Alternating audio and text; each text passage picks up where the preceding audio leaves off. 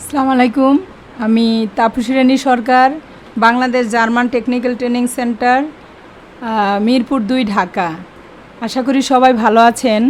আমি আজকে আপনাদের সামনে যে প্রেজেন্টেশনটা নিয়ে এসেছি সেটা হলো সিএসকে নিয়ে। মানে সিএসের যত ধরনের প্রশ্ন আপনাদের পেডাগজি লেভেল 4-এ থাকতে পারে, সেই প্রশ্নগুলো যাতে বুঝতে প্রবলেম না হয়, আপনারা প্রশ্নগুলো অ্যান্সার করতে পারেন, তার জন্য আমার এই প্রচেষ্টা। What is CS? তাহলে প্রথমে আমরা জানবো যে আসলে সিএসটা কি। সিএসটা হলো একটা গাইডলাইন, যেখানে ইন্ডাস্ট্রি স্ট্যান্ডার্ড অনুযায়ী ক্যান্ডিডেট জানতে পারে তার কোন লেভেলের জন্য কি কি শিখতে হবে, কি কি পারফর্ম করতে হবে, এই জিনিসগুলা জানতে পারে। এটা লিপিবদ্ধ থাকে, মানে লেখা থাকে ওই সিএসের ভিতরে। যেমন আপনি যদি প্লাম্বিং 2 দিতে চান, তাহলে প্লাম্বিং 2 এর জন্য আপনাকে কি কি কাজ পারফর্ম করতে হবে, কি কি নলেজ আপনার থাকা লাগবে, কি কি স্কিল থাকা লাগবে, এই সব জিনিসগুলা দেওয়া থাকে সিএসএ, লিপিবদ্ধ থাকে। হ্যাঁ, তো আমরা যেই অকুপেশনে স্কিল লেভেল দিয়েছি, প্রত্যেকটা অকুপেশনে স্কিল লেভেল দেওয়ার সময় আমরা অবশ্যই সিএস ফলো করেছি। সিএসএ যেই এলিমেন্ট অফ কম্পিটেন্সি বা ইউনিট অফ কম্পিটেন্সিগুলো কভার করতে হবে, আমরা সবগুলো অবশ্যই কভার করার পরে আমরা অ্যাসেসমেন্টে বসেছি। তাহলে আমি আবারও বলি, সিএসটা আসলে হলো একটা গাইডলাইন, যেখানে ইন্ডাস্ট্রি স্ট্যান্ডার্ড অনুযায়ী ক্যান্ডিডেট জানতে পারে বা বুঝতে পারে তাকে কোন লেভেলের জন্য কি কি জানা লাগবে এবং কি কি করা লাগবে, সেটা লিপিবদ্ধ থাকে। তারপরের প্রশ্ন হলো how many categories of CS, মানে সিএসের কয়টা ক্যাটাগরি। সিএসের 3টা ক্যাটাগরি আমরা স্ক্রিনে দেখতে পাচ্ছি: generic competency, sector specific competency, occupational specific competency.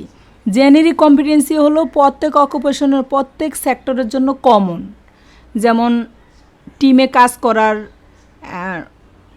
Experience থাকতে হবে, কাজ করার মতো অ্যাবিলিটি তার থাকা লাগবে, তারপরে যুগ বিয়োগ হালকা অল্প পড়ালেখা হইলেও তাকে করা লাগবে। মানে এই জিনিসগুলো প্রত্যেক সেক্টরের জন্য কমন, জেনেরিক। আর সেক্টর হলো সে যেই সেক্টরে কাজ করবে সেই সেক্টর সম্পর্কে তার জানা লাগবে, সেই সেক্টর সম্পর্কে কি কি জানা লাগবে লেভেল 2 এর জন্য, সেটা লিপিবদ্ধ থাকে। আর অকুপেশনাল স্পেসিফিক কম্পিটেন্সি হলো কোর কম্পিটেন্সি। এটার ভিতরে হলো আপনি কেয়ার গিভিং লেভেল 2 যদি দেন, তাহলে কেয়ার গিভিং লেভেল 2 এর জন্য আপনাকে কোন অকুপেশনাল, মানে এটা অবশ্যই জানা লাগবে।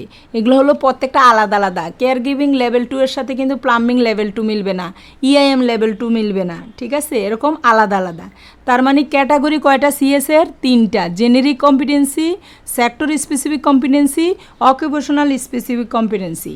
তারপরে আমরা আসি কম্পোনেন্ট অফ সিএস। সিএসের কয়টা কম্পোনেন্ট? অ্যাকচুয়ালি সিএসের হলো 9টা কম্পোনেন্ট। 9টা কম্পোনেন্ট নিয়ে সিএস তৈরি।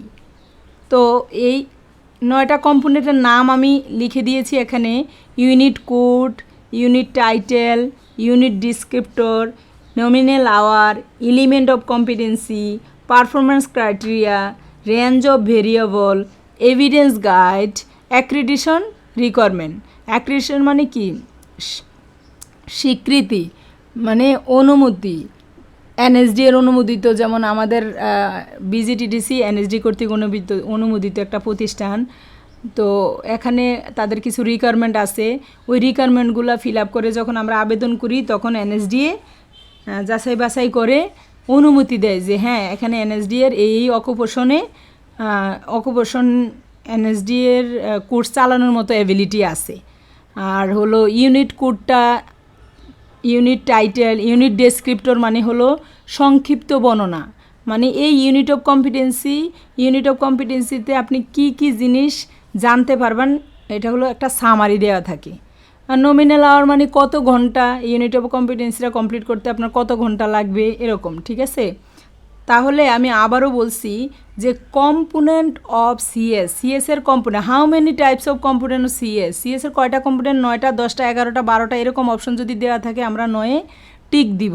এবং যদি শর্ট কোশ্চেন আকারে আসে যে সিএসের কম্পোনেন্টগুলো লিখো, তাহলে অবশ্যই এই 9টার একটাও বাদ দেওয়া যাবে না। আরেকটা কথা বলে রাখি, প্রশ্ন এভাবেও আসতে পারে যে কোনটা সিএসের কম্পোনেন্ট নয়। এখানের এই 9টা কম্পোনেন্টের 3টা দিয়ে দিল, আর আরেকটা অপশন দিল টাস্ক স্কিল। টাস্ক স্কিল কিন্তু সিএসের কম্পোনেন্ট নয়। বা আরপিএল দিল, আরটি দিল, এসটিপি দিল, মানে এই 9টার বাহিরে যে অপশনটা দেয়া থাকবে সেটাই হবে সিএসের কম্পোনেন্ট নয়। এই সিএসের কম্পোনেন্ট নয়, এটা আসতে পারে শর্ট কোশ্চেন কম্পোনেন্টগুলো লেখো, অথবা আসতে পারে কোনটা সিএসের কম্পোনেন্ট, অথবা আসতে পারে কোনটা সিএসের কম্পোনেন্ট নয়। তারপরে আসে এভিডেন্স গাইড। এভিডেন্স গাইড কিন্তু সিএসের একটা কম্পোনেন্ট। এই এভিডেন্স গাইডের আবার 7টা হলো পার্ট। একটা হলো critical aspect of competency, আন্ডারপিনিং knowledge, আন্ডারপিনিং skill, আন্ডারপিনিং attitude, resource implication, method of assessment, contest of assessment. এগুলো হলো এভিডেন্স গাইডের 7টা কি part.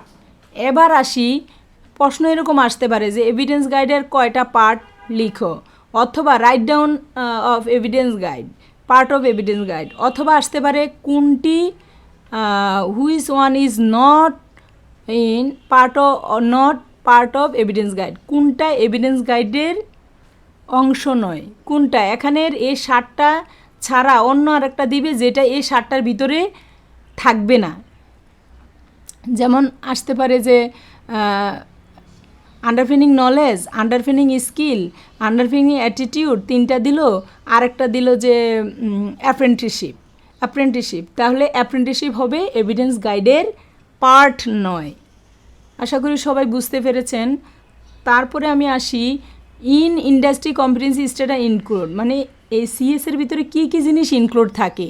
Skill, knowledge, attitude, requirement for the level of work, মানে ওই লেভেলের জন্য কাজ করতে গেলে কি কি তার জানা লাগবে সেটা রিকোয়ারমেন্ট দেওয়া থাকে নলেজ, স্কিল, অ্যাটিটিউডের। কোয়ালিটি ইন্ডিকেটর থাকে, ন্যাশনাল কোয়ালিফিকেশন থাকে, লার্নিং স্ট্র্যাটেজি মানে হলো শেখার কৌশল দেওয়া থাকে, অ্যাসেসমেন্ট গাইডলাইন দেওয়া থাকে, অ্যাসেসমেন্ট মেথড অ্যান্ড ম্যাটেরিয়ালস থাকে, অ্যাসেসমেন্ট মেথড অ্যান্ড ম্যাটেরিয়ালস, এগুলো হলো সিএসএ ইনক্লুড থাকে। এখন প্রশ্ন এখান থেকে আসতে পারে সিএসএ কী কী ইনক্লুড থাকে লিখো, অথবা আসতে পারে কোনটি সিএসএ ইনক্লুড থাকে না, কোনটি সিএসএ ইনক্লুড থাকে, এরকম অপশন দেওয়া থাকলে আমরা আশা করি সবাই পারবেন। Thank you very much, thank you all. সবার যদি ভালো লাগে তাহলে কমেন্টস লিখবেন, বা আমাকে কোথায় সংশোধন করতে হবে সেটাও কমেন্টসে লিখতে পারেন। আশা করি সবার ভালো লাগবে। ধন্যবাদ সবাইকে। পরবর্তী ভিডিও দেখার জন্য সবাইকে আমন্ত্রণ রইল। ওকে।